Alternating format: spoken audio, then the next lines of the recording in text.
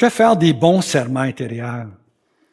Il y a des gens qui ont un bon papa, puis il dit comme papa, je n'élèverai jamais ma voix devant mon époux, je serai bon comme lui. Ou bien jamais je ne fumerai, jamais je ne boirai d'alcool. Ce sont de bons serments, mais même eux, on doit les briser. Voici la raison. D'abord, un serment intérieur, c'est charnel. C'est un effet nocif du corps et de l'âme contre l'être humain. On n'est pas conduit, nous, par la chair. On est conduit par l'esprit. Donc, il faut se débarrasser de ce qui peut nuire. Laissez-moi vous donner un exemple. Tu maries une femme qui est impatiente. Puis là, on a des enfants. Et puis, toi, tu as fait un serment intérieur d'être bonasse avec ta femme. De ne pas élever ta voix, de ne pas la corriger, etc.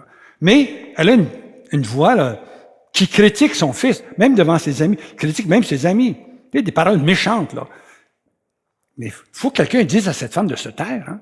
On n'a pas le droit de laisser quelqu'un abuser nos enfants comme ça, même notre propre épouse. Il faut mettre un frein à des paroles méchantes qui font mal à nos enfants. Mais quand tu es bonasse, ton serment intérieur t'empêche de le faire.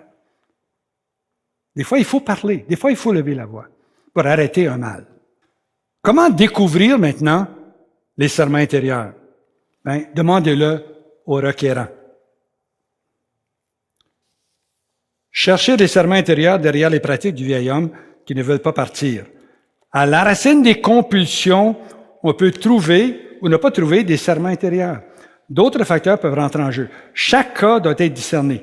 Les serments intérieurs fonctionnent d'habitude en tandem avec des racines amères, les ressentiments voilés, les peurs. S'il y a un serment intérieur à la racine du problème, il est probablement la clé de la guérison. Comment briser les serments intérieurs? Premièrement, le requérant doit pardonner à la personne qui l'a offensé. Il doit demander pardon à Dieu pour toute réaction pécheresse qui l'a amené à faire ce serment et se pardonner d'avoir fait ce serment. Troisièmement, il doit renoncer au serment intérieur.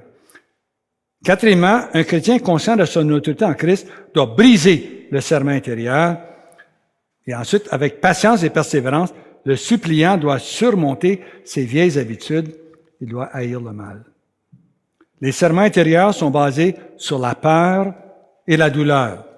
Les démons peuvent profiter des racines amères pour renforcer les serments et leurs effets. La délivrance peut donc être nécessaire, mais ni la guérison ni la délivrance ne sont complètes sans le pardon et l'autorité pour briser les serments intérieurs.